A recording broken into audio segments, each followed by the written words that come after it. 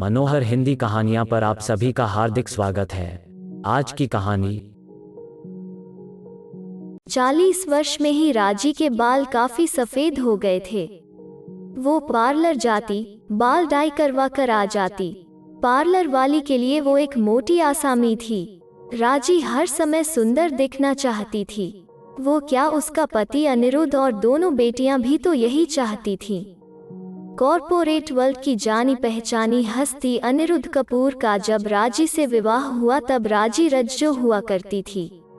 मालूम नहीं अनिरुद्ध की मां को रज्जो में ऐसा क्या दिखा था। जयपुर में एक विवाह समारोह में उसे देखकर उन्होंने राजी को अनिरुद्ध के लिए अपने मन में बसा लिया।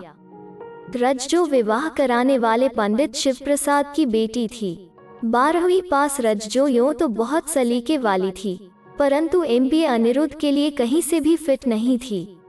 विवाह संपन्न होने के बाद अनिरुद्ध की मां ने पंडित जी के सामने अपने बेटे की शादी का प्रस्ताव रख दिया।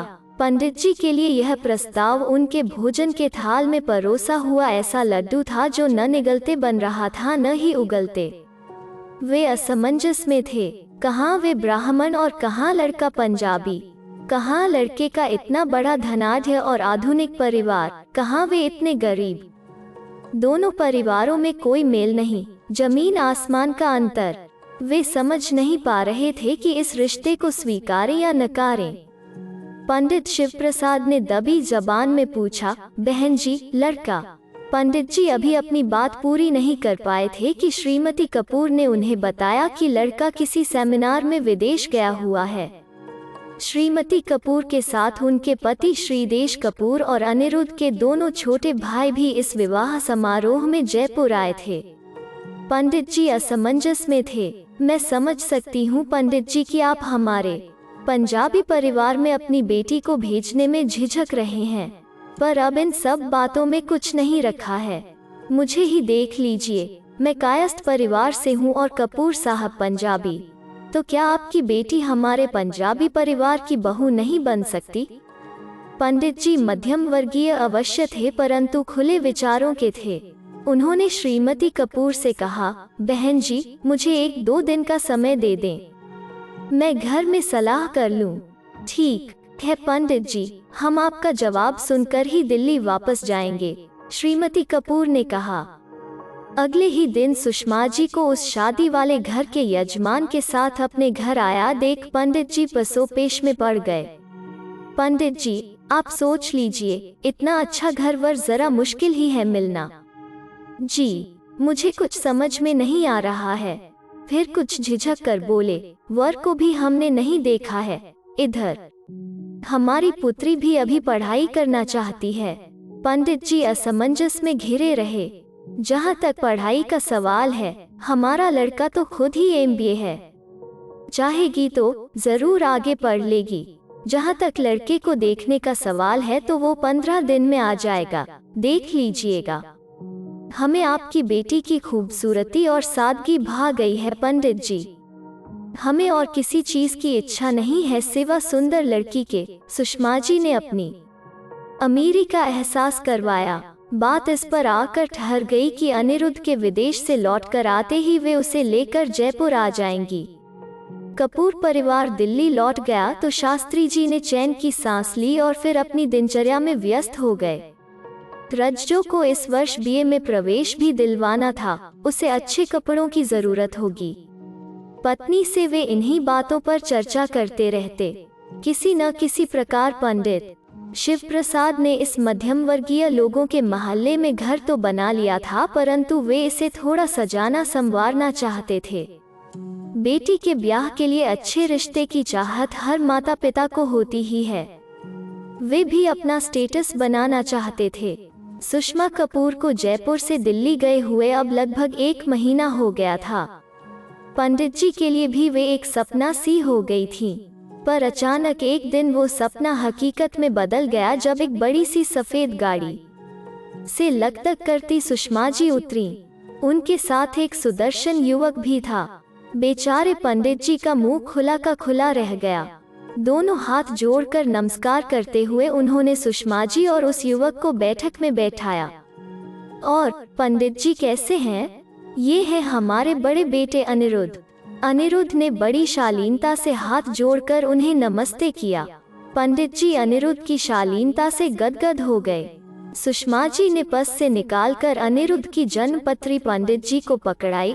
आप तो सोच रहे होंगे कि अब हम आएंगे ही नहीं, पर अनिरुद्ध ही विदेश से देर से आया। मैंने सोचा कि इसे साथ लेकर आना ही ठीक रहेगा।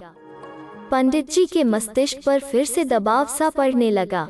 अनिरुद्ध बाबू, मेरी बेटी सिर्फ 12वीं पास है, परंतु उसे पढ़ने का बहुत शौक है। इसी वर्ष उसे बीए में प्रवेश लेना है। हमारे यहाँ पढ़ाई के लिए कोई रोक टोक नहीं है। आपकी बेटी जितना पढ़ना चाहे पढ़ सकती है, अनिरुद्ध ने कहा। यानी बेटा भी तैयार है। पंडित जी का मन फिर से डांवाडोल होने लगा। जरूर कहीं कुछ गड़बड़ होगी, उन्होंने सोचा। इस सोच विचार के बीच लड़के की देखा देखी भी हो गई, जन्मपत्री भी मिल गई और पसोपेश में ही शादी भी तय हो गई। पंडित जी अब भी अजीब सी ऊहापोह में ही पड़े हुए थे। अब जब सब कुछ तय हो गया है, तब क्यों अब डांवाडोल हो रहे हैं? पंडिताइन बार बार पंडित जी को समझाती। पंडित जी, ग्रह इतने अच्छे मिल रहे हैं, फिर क्यों बिना बात ही परेशान रहते हैं? उनके मित्र उन्हें समझाते। मेरी समझ में तो कुछ आ नहीं रहा है, कैसे सब कुछ होता जा रहा है, पंडित जी अन्य से कहते। महीने भर में ही विवाह भी संपन्न हो गया और उनकी लाडली रज्जो अपनी ससुराल पहुंच गई। पंडित जी ने तो तब बेटी का घर देखा जब वे उसे लेने दिल्ली गए। क्या घर था! उनकी आंखें चुंधिया गईं। दरबान से लेकर ड्राइवर, महाराज, अन्य कामों के लिए कई नौकर चाकर। कुछ देर बेटी के घर में रुकने के बाद वे उसे लेकर जयपुर रवाना हो गए।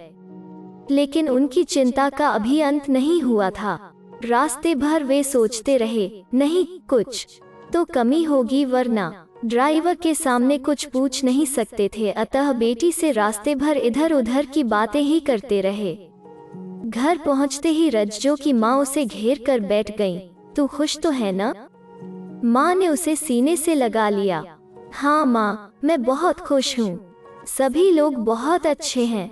बेटी खुश है जानकर पंडिताइन की आंखें खुशी से छलछला आईं। लेकिन हम लोग मुंबई चले जाएंगे। रज्जो ने अचानक यह भेद खोला तो पंडित जी चिंतित हो उठे। क्यों मुंबई क्यों? पंडित जी उठकर चारपाई पर बैठ गए। इनकी नौकरी मुंबई में ही है ना? रज्जो ने बताया। एक और राज खुला था। पंडित जी तो अब तक यही सोच रहे थे कि अनिरुद्ध दिल्ली में ही नौकरी कर रहे हैं। इतनी दूर मुंबई में उनका दिल फिर घबराहट से भर उठा। अगले दिन अनिरुद्ध रज्जो को लेने जयपुर पहुंच गए थे। उस दिन पंडित जी ने खुलकर दामाद से बात की और आंखों में आंसू भरकर प्रार्थना की। बेटे, हम जानते हैं कि हमारी बेटी आपके घर के योग्य नहीं है, परंतु अब तो जो होना था हो चुका है। अब उसका ध्यान आपको ही रखना है। पंडित जी ने दामाद के सामने दोनों हाथ जोड़ दिए थे। उनकी पत्नी भी हाथ जोड़े खड़ी थी। यह क्या कर रहे हैं आप मुंबू? अनिरुद्ध के मुंह से मुंबू सुनकर पंडित जी चौंक उठे। मुझे राजी ने सब बता दिया है। माँ जी और बाबूजी को मिलाकर ही उसने यह नया शब्द बनाया है, मुंबू, यानी माँ और बाबूजी। आप मेरे लिए भी मुंबू ही हुए न? पंडित जी व उनकी पत्नी की आंखों से आंसुओं की धारा बहने लगी। क्या राजकुमार सा दामाद है, सुंदर और सुशील। मैं जानता हूँ माता पिता को अपनी बेटी की बहुत चिंता रहती है, पर आप चिंता न करें। मुझे अपनी माँ को यह प्रूव करके दिखाना है कि मैं कैसे पत्थर तराशने की कला में माहिर हूँ। मतलब मैंने ही मॉम से कहा था कि वे मेरे लिए कोई साधारण घर की लड़की ढूंढें। मैं उन्हें दिखाऊंगा कि उसे तराश कर कैसे हीरा बनाया जाता है। अनिरुद्ध ने फिर से मुस्कुराकर पंडित जी को बताया। मतलब मेरी बेटी आपके लिए महज एक परीक्षण की चीज, मात्र गिनी पिग। पंडित जी को चक्कर से आने लगे। अगर परीक्षण सफल न हुआ तो आप चिंता क्यों करते हैं मुंबू? मेरी ये दूसरी माँ है। इन्होंने मुझे बहुत प्यार से पाला है, पर हर बार ये मुझसे एक्सपेरिमेंट करवाती रही हैं और मैं हमेशा उनके टेस्ट में पास होता रहा हूँ। एक्सपेरिमेंट, टेस्ट, पास। क्या मैंने अपनी रज्जो को प्रयोग की भट्ठी में झोंक दिया है? पंडित जी के मुंह से अनायास ही निकल गया। नहीं, बिल्कुल नहीं। अनिरुद्ध को कितना विश्वास था स्वयं पर और रज्जो पर भी। खैर, वो समय तो बीत चुका था जब पंडित जी की स्थिति कोई निर्णय लेने की होती। अब तो परीक्षण का परिणाम देखने के लिए ही उन्हें समय की सूली पर लटकते रहना था। अनिरुद्ध अपनी राजी और पंडित जी की रज्जो को लेकर मुंबई चले गए थे। अनिरुद्ध ने ससुर जी के यहाँ एक टेलीफोन भी लगवा दिया था, जिससे वे अपनी प्यारी बिटिया की स्थिति जानते रहें। साल भर तक केवल फोन पर ही मुंबू से रज्जो की बात होती रही। साल भर बाद अनिरुद्ध स्वयं अपनी पत्नी को लेकर जब जयपुर आए तो रज्जो को देखकर मुंबू की आंखें फटी की फटी रह गईं। वो अब उनकी रज्जो नहीं रह गई थी। अनिरुद्ध की पत्नी राजी और फिर राज हो गई थी। बेटी को देखकर पंडित जी फूले नहीं समा रहे थे। उन्होंने आसपास के सभी लोगों को बेटी दामाद से मिलने के लिए बुलवा दिया था। आखिर अनिरुद्ध को कहना ही पड़ा, मुंबू, मैं और राज आपसे एक दिन के लिए मिलने आए हैं। कल हमें दिल्ली भी जाना है। मॉम मेरे एक्सपेरिमेंट को ठोक बजा कर देखना चाहती हैं। आप बातें कीजिए। इतने लोगों को बुलाकर तो वे और कुछ कहते कहते चुप रह गया थे। शायद रज्जो ने पति को इशारा किया था। पंडित जी की हसरत ही रह गई कि वे मोहल्ले के लोगों को जोड़कर कुछ कथा कीर्तन करते। अगले दिन सुबह अनिरुद्ध अपनी खूबसूरत, मॉडर्न, फर्राटेदार अंग्रेजी बोलने वाली पत्नी को लेकर दिल्ली रवाना हो गया था। लंबी सांस भरते मुंबू ने सोचा था कि चलो बेटी खुश तो है। समय अपनी गति से चलता रहा। इस बीच रज्जो के 2 बेटियां हो चुकी थीं। लगभग हर वर्ष अनिरुद्ध पत्नी को दोनों बेटियों सहित 2-4 दिन के लिए नाना के यहाँ भेज देते। अनिरुद्ध की बेटियां कहाँ नाना नानी का लाड़ प्यार पा सकी थीं। वे तो बस आती और जब तक ना उनके मुंह से निकलता तब तक तो उनके जाने का दिन आ जाता। कुछ वर्ष इसी तरह बीत गए। रज्जो से दूर रहने का गम और अकेलापन पंडिताइन को खाए जा रहा था। 10 वर्ष के अंदर ही वे चल बसे और वो घर सदा के लिए बंद हो गया।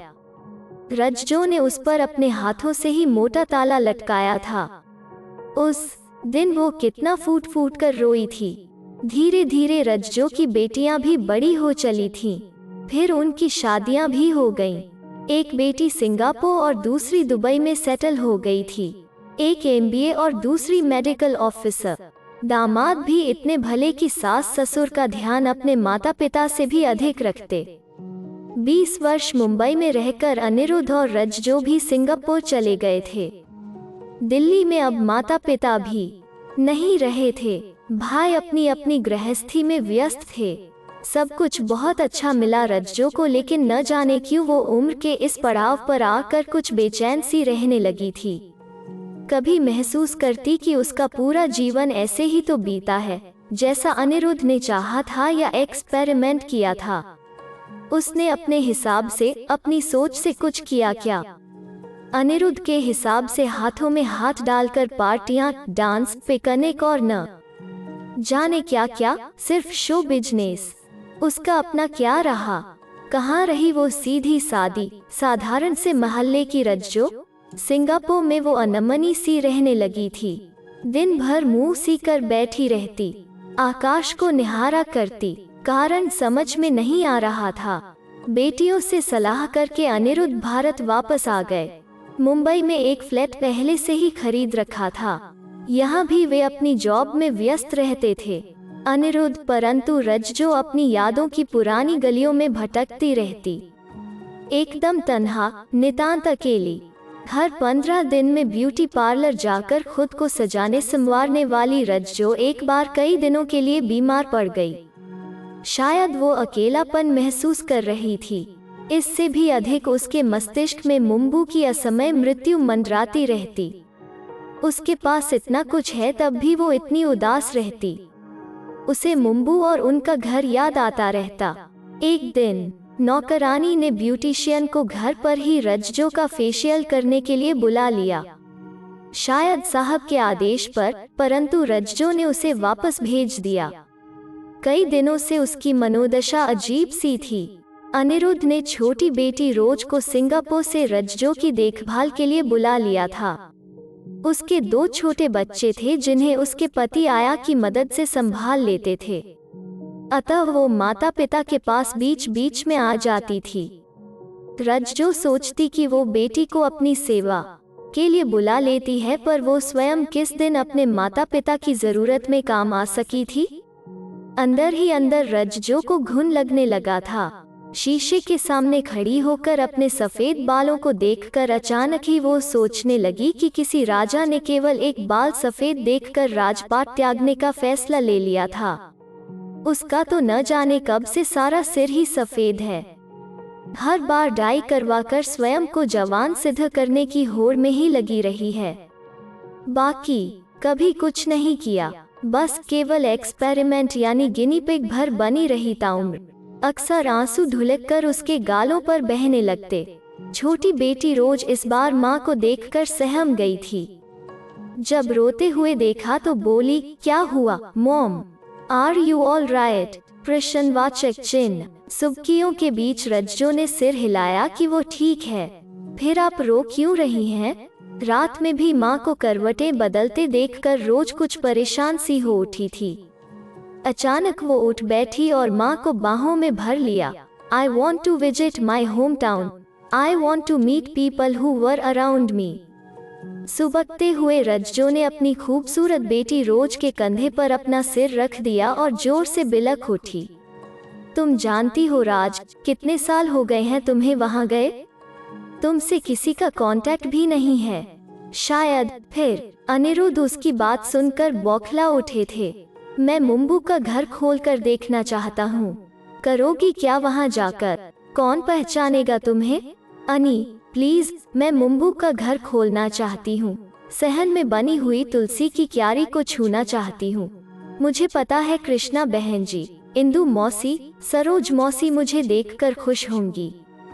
बस जस्ट वंस, मेरा बचपन मुझे पुकार रहा है, मेरा घर मुझे पुकार रहा है। वहाँ कौन रहा होगा तुम जानती हो क्या? उनकी राज में रज्जो प्रवेश कर रही थी। कितनी मुश्किल से उस मिट्टी की गंध शरीर से मलमल कर छुड़ाई थी उसने। अब फिर से 60 वर्ष की उम्र में उनकी पत्नी उस गंध को लपेटने के लिए व्याकुल हो उठी थी। कौन जाएगा तुम्हारे साथ? यह बेचारी अपना घर, बच्चे, जॉब सब कुछ छोड़कर तुम्हारे लिए आए हैं। रोज के मन में माँ के प्रति कुछ पिघलने लगा। Okay dad, I will take her with me just for 2 days only. उसे वापस भी तो जाना था। रज्जो रोज के साथ मुंबू के शहर जयपुर आ गई। स्टेशन से घर तक का सफर रिक्शे में बमुश्किल से कटा। वो जल्दी अपने मुंबू के घर पहुंचना चाहती थी। रास्ते भर वो उन सड़कों और गलियारों को बच्चों की तरह खुश होकर निहारती जा रही थी। रज्जो तो मानो अपने बचपन की सैर करने लगी थी। बीमारी से कमजोर हुई रज्जो में मानो किसी ने फूंक कर ताजी हवा का झोंका भर दिया था। माँ के पर्स से चाबी निकालकर रोज ने जैसे ही दरवाजे के ताले से जूझना शुरू किया, ऊपर से कच्ची मिट्टी भरभरा कर उसके खूबसूरत चेहरे पर फैल गई। हाथों से चेहरे को झाड़ते हुए उसने खींचकर माँ की ओर देखा। Mom, can't we have someone to clean the door? Oh my goodness. धीरे धीरे आसपास के दरवाजे खुलने लगे। औरतें फुसफुसाती हुई उनकी ओर बढ़ीं।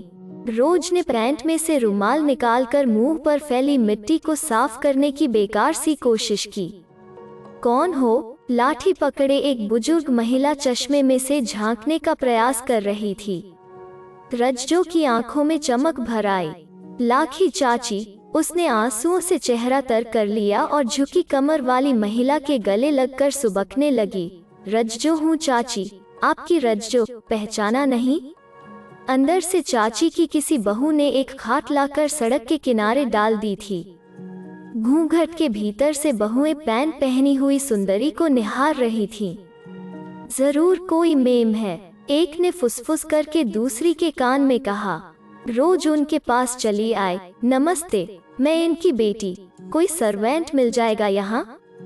ताला भी नहीं खुल रहा है, उसे भी खोलना होगा। घूंघट वाली बहुओं में से एक ने घर में बर्तन मांजती हुई महरी को आवाज देकर बाहर बुला लिया। आप इसे चाबी दे दीजिए, यह खोल देगी। महरी ने उसके हाथ से चाबी ले ली और ताले में चाबी घुमाने लगी तो कुंडा टूटकर उसके हाथ में आ गया। महरी को वहीं छोड़ रोज उस ओर बढ़ गई जहां रज्जो खाट पर बैठी बुजुर्ग महिला से बातें कर रही थी। रोज के लिए यह माहौल कुतूहल भरा था। तेरी 2 बेटी हैं न रज्जी? बूढ़ी औरत उसे अच्छी प्रकार देखना चाहती थी।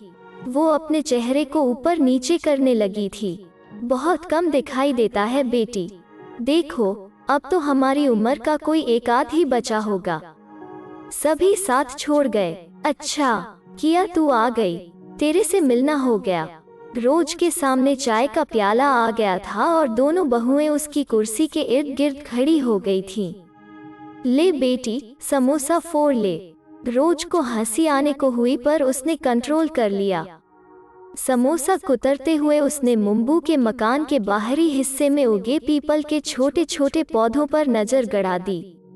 हर साल काट देते हैं हम जी, पर ये हर साल उगाते हैं। घूंघट वाली एक बहू ने उसकी दृष्टि भांप ली थी। मुंबू के घर में अब भी जीवन है, वो सोचने लगी। लेकिन रात में इस घर में तो रहा नहीं जा सकता। जयपुर तो इतना बड़ा शहर है, अच्छे अच्छे होटल हैं। वो मॉम को वहाँ रहने के लिए मना लेगी। बेटा, मैं जिनसे मिलने आई थी उनमें से तो कोई भी नहीं रहा। रोज ने माँ का कंधा दबाकर उन्हें सांत्वना देने का प्रयास किया। इट्स ऑल राइट मॉम, जिंदगी ऐसे ही चलती है। फिर थोड़ा रुककर रोज आगे कहती है, मॉम अंदर चलेंगी? आपका तुलसी का चौरा। हाँ, और कोई तो मिला नहीं। राजी दुखी थी। चलिए अंदर देखते हैं। रोज उसका ध्यान बटाना चाहती थी। हाँ कहकर रज्जो ने हाथ में पकड़ा हुआ चाय का प्याला मेज पर रखा और उठ खड़ी हुई। उसके साथ लाखी चाची भी अपना डंडा उठाकर उसके घर की ओर बढ़ चली। उनके पीछे पीछे दोनों घूंघट वाली बहुएं भी। रोज आगे बढ़कर सहन पार कर गई थी। पीछे पीछे राजी आ रही थी। तुलसी का अधटूटा चौरा सहन में मृत्युशैया पर पड़े बूढ़े की तरह मानो किसी की प्रतीक्षा कर रहा था। रज्जो ने सिंहद्वार में प्रवेश किया ही था कि ऊपर से अधटूटी लटकी हुई बल्ली उसके सिर पर गिरी और वो वहीं पसर गई। लाखी चाची को बहुओं ने पीछे खींच लिया था। जोरदार आवाज सुनकर रोज ने पीछे मुड़कर देखा। मॉम, वो चिल्लाई, पर मॉम की आवाज शांत हो गई थी, हमेशा हमेशा के लिए। उसकी आंखें उलट चुकी थीं और प्रतीक्षारत तुलसी के टूटे हुए चौरे पर अटक गई थीं। राज कपूर की फिर से रज्जो बनने की हसरत पूरी हो गई थी। समय ने उसे कहां कहां घुमा फिरा कर, उसके साथ न जाने कितने प्रयोग करके रज्जो को फिर से उसी धूल में मिला दिया था जिससे निकलकर वह ताउम्र समय के साथ आंख मिचौनी करती रही थी। अब वो गिनी पिग नहीं रही थी। अब उस पर कोई एक्सपेरिमेंट नहीं कर सकता था। अगर आपको यह वीडियो पसंद आया तो इसे लाइक कीजिए, शेयर कीजिए और इस चैनल को सब्सक्राइब कीजिए। धन्यवाद।